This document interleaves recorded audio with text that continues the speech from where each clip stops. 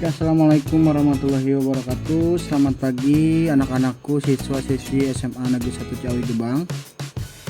Pada hari ini kita akan membahas materi mengenai integrasi Timor Timur dan dampak dari Orde Baru, melanjutkan materi yang kemarin, yaitu mengenai kondisi ekonomi Indonesia pada masa Orde Baru. Nah, hari ini kita akan bahas integrasi Timor Timur dan dampak Orde Baru.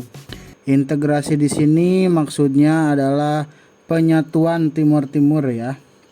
Jadi Timor Leste dulu itu bukan merupakan wilayah Indonesia, tapi bersatu di tengah jalan ketika pada masa Orde Baru ya. Jadi di zaman Soekarno atau Orde Lama, Timor Leste itu atau Timor Timur itu bukan merupakan wilayah Indonesia. Seperti itu. Perlu diketahui, Timor Timur ini dulunya adalah wilayah Portugis ya. Wilayah Portugis. Jadi Timor Timur ini dijajah oleh Portugis.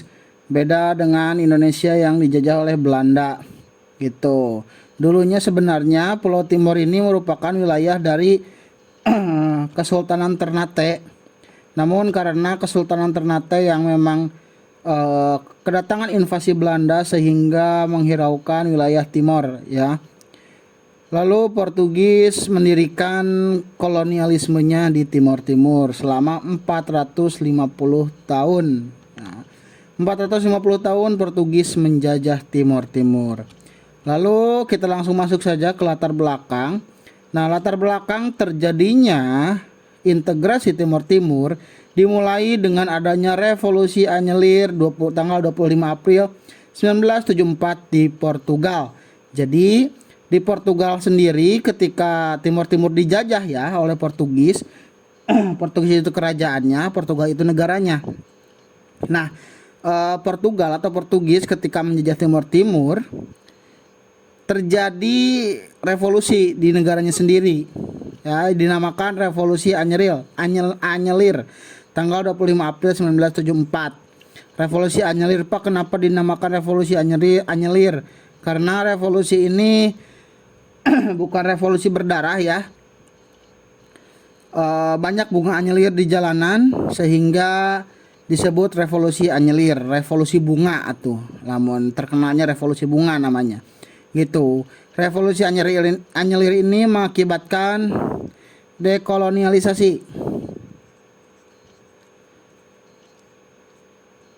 Portugis. Jadi wilayah-wilayah jajahan Portugis itu dilepaskan semuanya, termasuk Timor Timur, seperti itu ya. Mendengar hal ini, orang Timor Timur segera mempersiapkan kemerdekaan untuk merdeka.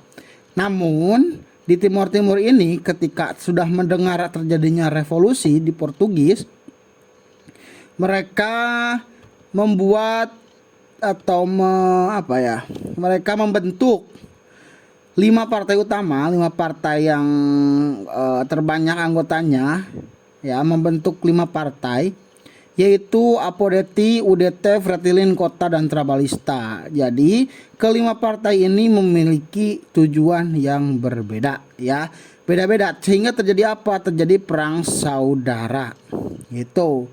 Jadi karena adanya perang saudara, Timor Timur nanti memaksa bergabung dengan Indonesia. Kita lanjut dulu. Perang saudara terbagi menjadi 5 partai besar. Yang paling besarnya ada 3 sih sebenarnya, Apodeti, UDT, dan Fretilin, itu yang terbesar ya. Kota dan Trabalista ini hanya bisa dibilang minoritas lah. Apodeti itu Asosia Popular Demokratika Timorense ya. Lalu Apodeti ini ketika mendengar terjadinya revolusi di Portugis, ingin Timor Timur bersatu dengan Indonesia. Nah, jadi yang punya tujuan awal bersatu dengan Indonesia atau berintegrasi dengan Indonesia adalah Apodeti gitu. Lalu ada UDT, União Democrática Timorense. Ya, UDT ini ingin Timor Timur di bawah Portugis ya, masih tetap di bawah Portugis, tidak merdeka atau tidak lepas. Ya mungkin seperti Malaysia ya, seperti itu menjadi negara satelit dari Inggris dan Timor Leste. UDT ingin Timor Leste menjadi negara satelit dari Portugis. Lalu ada Fretilin, Frente Revolucionaria de Timor Leste ya. Fretilin ini ingin Timor Leste merdeka sepenuhnya tanpa ada bantuan negara lain. Maksudnya tidak seperti UDT yang ingin bersama Portugis dan APODETI yang ingin bersama Indonesia. Lalu ada kota yaitu Klibur Oan Timor Aswain. Ini mereka adalah apa ya? Jadi menginginkan pemerintahan tradisional. Pemerintahan tradisional. Ya. Tentu saja ini lebih ke lokal ya, lokalnya. Jadi ingin kepemimpinan lokal. Lalu Trabalista ini ingin perubahan yang terkendali karena Trabalista ini kebanyakan dari dari komunitas Tionghoa dan Arab. Ya, gitu Trabalista. Nah, kelima partai ini nanti punya tujuan yang berbeda-beda, namun pada akhirnya nanti terbagi dua kubu, yaitu kubu yang ingin merdeka dan kubu yang ingin berintegrasi dengan Indonesia. Harus kalian ketahui di sini di perang saudara ini Fretilin ini lebih ke komunis ya. Jadi Fretilin ini berhaluan komunis sehingga partai-partai lain bahkan UDT, awalnya UDT ini bekerja sama dengan Fretilin, namun nanti berbeda haluan sehingga UDT malah bersatu dengan APODETI, Kota dan Trabalista. Jadi pada akhirnya nanti ada dua kubu, kubu Fretilin melawan APODETI, UDT, Kota dan Trabalista. 1-4. Kenapa kuat Fretilin? Karena Fretilin ini dibantu oleh militer lokal Portugis ya, jadi tentara-tentara sisa Portugis dibantu, jadi persenjataannya dari Portugis, sementara yang lain enggak gitu, sehingga Fretilin ini bahkan membantai orang-orang APODETI yang ingin bersatu dengan Indonesia ya. Jadi mereka ini menganggap Fretilin ini berbahaya sehingga bersatulah keempat partai tersebut, namun masih tetap kalah ya. Lalu selanjutnya ada perang dingin. Nah, kenapa perang dingin melatar belakangi terjadinya integrasi Timur Timur? Harus kalian ketahui bahwasannya perang dingin ini adalah konflik antara blok timur dan blok barat. Blok barat dan blok timur. Ya, blok barat dipimpin oleh Amerika bersama anggota NATO-nya. Ya, sementara blok timur dipimpin oleh Uni Soviet yang berhaluan komunis. Nah, kita tahu bahwasannya Fretilin di sini, Fretilin merupakan partai yang berhaluan komunis. Ya, bukan mengancam. Nah, jadi blok barat takut tim-tim Timur Timur dikuasai Fretilin yang berhaluan komunis. Nah gitu ya, jadi Amerika dan kawan-kawannya takut jika kalau misalnya Timur Timur dikuasai oleh Fretilin, maka Timur Timur ini nanti akan berlawan komunis. Begitu juga dengan Indonesia. Kita tahu Indonesia masa Orde Baru ya, Orde anti komunis ya. Orde ini anti komunis. Tentu saja Indonesia tidak mau melihat negara tetangganya ya yang berbatasan langsung dengan Indonesia itu merupakan negara komunis, tidak mau, sehingga Indonesia juga didesak oleh Amerika, Australia dan teman-temannya dan kawan-kawan untuk melakukan integrasi dengan Timor Timur. Maka dari itu, kenapa Perang Dingin saya masukkan ke dalam latar belakang integrasi Timor Timur? Ya tadi, karena ketakutan Blok Barat ketika Franklin menguasai Timor Timur, mereka takut Timor Timur menjadi negara komunis. Seperti itu ya. Itu 3 penyebab utama integrasi Timor Timur. Yang pertama revolusi Anyelir, karena adanya revolusi sehingga Timor Timur dilepaskan dan dipersiapkan merdeka. Lalu perang saudara, ketika dipersiapkan merdeka mereka membuat partai, ada 5 partai ya, beda paham semuanya, namun pada akhirnya nanti partainya ada 2 ya. Ada 2 golongan, yaitu pro kemerdekaan dan pro integrasi. Ada yang ingin merdeka, ada yang ingin bergabung dengan Indonesia. Lalu selanjutnya Perang Dingin, yaitu ketakutan Blok Barat ketika Timor Timur dikuasai oleh Franklin. Mereka takut Timor Timur menjadi negara komunis. Seperti itu. Lalu selanjutnya ada proses integrasi ya, berawal dari Apodeti. Kita tahu Apodeti ini adalah partai pertama yang pro integrasi, yang menginginkan persatuan antara Timor Timur dan Indonesia ya. Apodeti ini pro integrasi tentu saja seperti itu. Lalu nanti ketua umum Apodeti, pemimpin partai Apodeti bernama siapa, lupa lagi ya. Ya pokoknya ketua partai Apodeti nanti, oh ya, namanya Arnaldo de Reis Araujo. Arnaldo de Reis Araujo. Dos Reis, namanya agak susah ya karena nama Portugal ya. Arnaldo dos Reis Araujo ini menyatakan bahwasannya Timor Leste harus berintegrasi dengan Indonesia. Kenapa? Nah, jadi perkataan Arnaldo ini didasari oleh kesamaan historis dan geografis antara Timor Timur dan Indo ya. Ya, jadi Arnaldo ini menyatakan bahwasannya Indonesia harus berintegrasi dengan Timor Timur, dengan Timor Leste. Kenapa? Karena memiliki kesamaan historis dan geografis. Kita tahu dulu bahwa Pulau Timor ini merupakan wilayah dari Kesultanan Ternate dan secara geografis itu sama dengan Indonesia ya, berbatasan langsung dengan Indonesia. Selain itu tentu saja integrasi Timor Timur ke Indonesia ini menjamin kestabilan ya. Kita tahu sebuah negara yang baru merdeka itu biasanya tidak stabil. Ya, banyak sekali pemberontakan, banyak sekali perpecahan di dalamnya ya.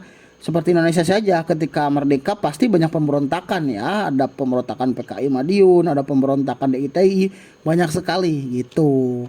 Nah, Arnaldo ini menganggap solusi terbaik adalah berintegrasi dengan Indonesia agar Timor Timur menjadi wilayah yang stabil. Seperti itu ya. Lalu ada deklarasi Balibo. Nah, kita tahu Franklin nanti menjadi partai kuat ya, menjadi partai kuat, bukan hanya partai kuat tapi persenjataannya juga kuat ya. Menjadi partai kuat yang mendominasi ya. Bisa dibilang keempat partai tadi kalah, terdesak ya. 4 partai lain terdesak.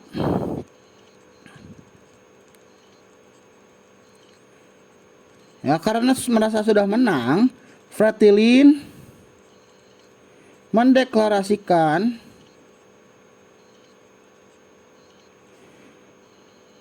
negara Demokratik Timor Timur pada tanggal 28 November 1975. Nah, dideklarasikanlah negara versi Fretilin ya. Fretilin menganggap mereka sudah menang, ya yang lainnya terdesak sehingga mereka yang mendominasi. Pada akhirnya mereka mendeklarasikan negara Demokratik Timor Timur ya. Dideklarasikan tanggal 28 November 1975. Nah, keempat partai tadi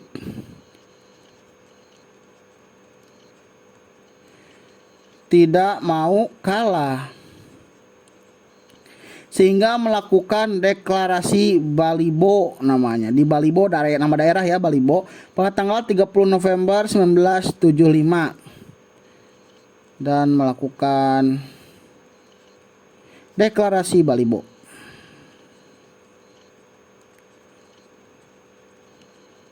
Ya gitu, dideklarasikan Indonesia tahu bahwasanya orang-orang Timor Timur ingin bersatu dengan Indonesia, bahkan mendesak agar Indonesia secepatnya melakukan integrasi atau melakukan penyatuan dengan negara mereka gitu. Maka dari itu, menanggapi keinginan Timor Timur, Indonesia melancarkan operasi Seroja. Operasi Seroja bis ini juga sering disebut sebagai operasi keamanan angkatan darat terbesar sepanjang sejarah militer Indonesia. Operasi Seroja namanya ya. Operasi Seroja ini bertujuan untuk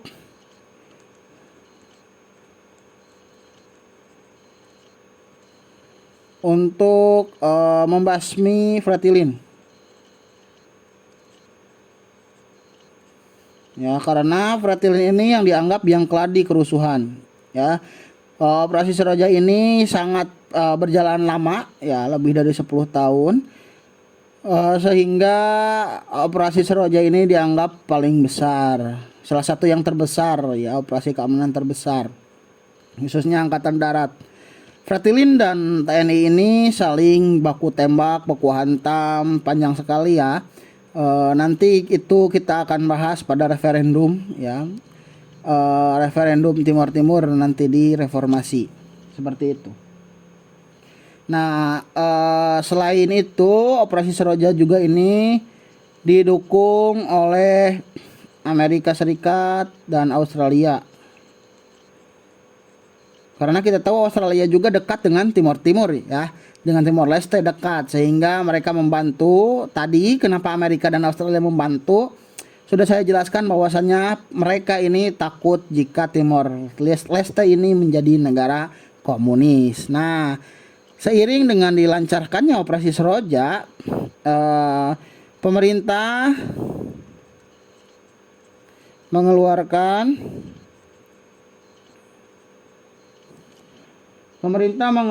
UU nomor 7. Pemerintah mengeluarkan UU nomor 7 tahun 1976 tentang penyatuan Timor Timur.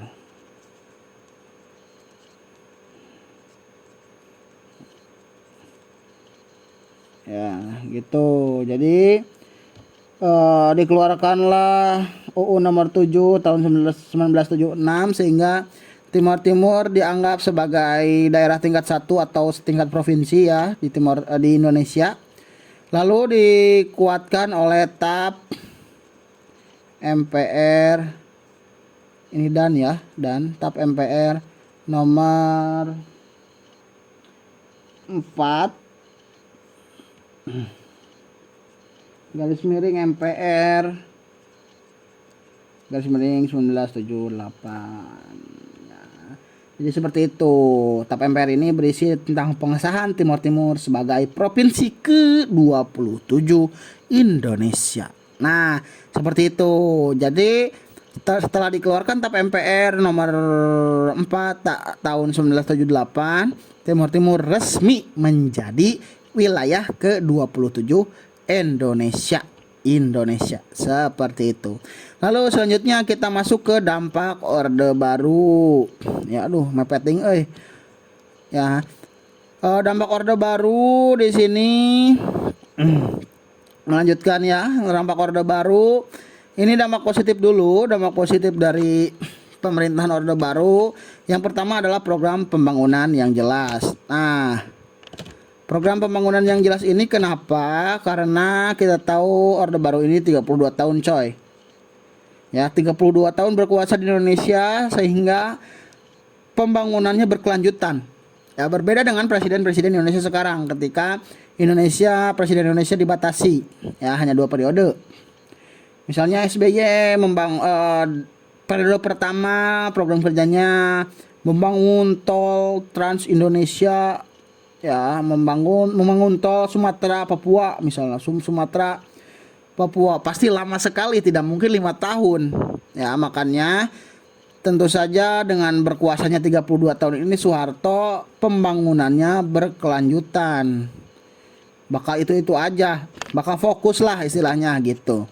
Lalu kemiskinan menurun dan kesejahteraan rakyat meningkat ya, karena tadi karena pembangunan yang berkelanjutan terus menerus, kebijakan-kebijakan yang dikeluarkan juga menurunkan harga sembako, menurunkan BBM, dan menurunkan harga-harga kebutuhan pokok lainnya lah ya, sandang papan pangan gitu.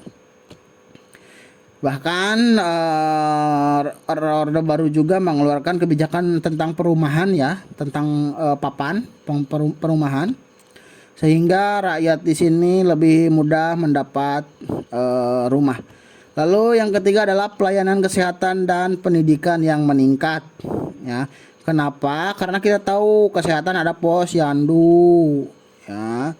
Posyandu ini sangat memberikan dampak yang baik ya, positif sekali. Karena apa? Dengan adanya posyandu, tingkat kematian bayi dan ibu hamil ini menurun drastis. Ya, selain itu di pendidikan, tingkat buta huruf juga menurun.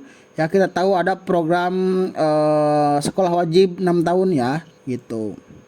Lalu ada swasembada beras, di mana dulu Indonesia mengimpor ya. Indonesia menjadi salah satu negara pengimpor beras, namun karena kebijakan-kebijakan yang dikeluarkan oleh Orde Baru ya, terutama kebijakan di pertanian, fokus ke pertanian, sehingga dari impor berubah menjadi ekspor. Ya, beras Indonesia melimpah ya, sehingga menjadilah Indonesia sebagai negara swasembada beras atau negara yang mampu mencukupi kebutuhan berasnya sendiri dan mengekspor ke luar negeri seperti itu. Lalu adapun dampak negatif ya, dampak negatif dari Orde Baru yang pertama adalah otoriter. Kita tahu Soeharto ini adalah seorang presiden yang otoriter ya. Presiden berkuasa penuh.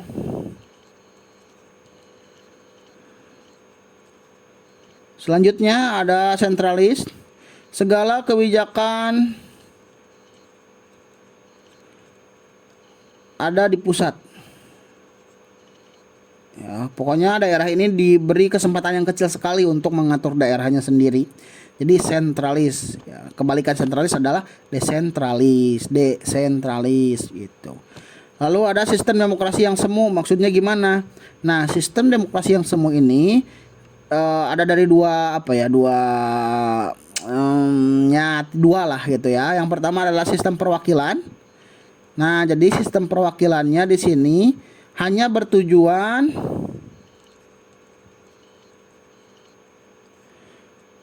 menguatkan kedudukan Soeharto. Ya, orang yang duduk di perwakilannya juga, di legislatifnya juga masih orang-orang Soeharto, sehingga Soeharto ya bisa 32 tahun menjabat sebagai presiden. Lalu selanjutnya pemilu. Nah, kalau pemilu gimana Pak? Nah, pemilu ini hanya ada satu partai yang berkuasa ya, yaitu Golkar. Yang lainnya kalah terus, sehingga sistem demokrasi di Indonesia dianggap semu karena sistem perwakilan tak benar, pemilu tak benar. Mantap. Nah, dianggap semu. 32 tahun lah Soeharto menjabat sebagai presiden Indonesia gitu. Lalu ada kebebasan pers dibatasi. Kenapa dibatasi? karena pers ini merupakan cikal bakal dari bukan cikal bakal ya. Dengan dibatasinya pers, oposisi juga dibatasi. Ya, oposisi juga ditekan. Pokoknya Soeharto ini tidak ingin adanya oposisi, ya. Demi menguatkan kedudukannya, pers dibatasi sehingga oposisi tidak dapat bergerak kemanapun. Kenapa? Karena kita tahu media ini mudah sekali untuk menyebar informasi, sehingga jika mana Soeharto atau rezim Orde Baru melakukan hal-hal yang memang kurang baik atau bermasalah, tentu saja akan cepat menyebar ya karena pers. Nah, maka dari itu pers ini dibatasi ya, kebebasan pers dibatasi. Jadi nyumputkeun kagorengan anak bebari gitu. Lalu KKN, ada praktek KKN, korupsi, kolusi dan nepotisme di sini. Ini sudah tidak aneh lagi ya, sekarang juga seperti itu. Namun di zaman Orde Baru ini sangat terkenal sekali KKN-nya. Karena apa? Meskipun pembangunan bagus di Orde Baru ini, namun pembangunan ini tidak dibarengi kontrol yang baik, sehingga rawan terjadinya penyalahgunaan. Ya, gitu, karena kontrol yang kurang baik. Nah, seperti itu materi untuk hari ini ya, mengenai integrasi Timur Timur dan dampak dari Orde Baru. Oke, terima kasih atas perhatiannya. Mohon maaf bila ada hal-hal yang memang kurang berkenan disampaikan. Sekali lagi saya ucapkan terima kasih. Wassalamualaikum warahmatullahi wabarakatuh.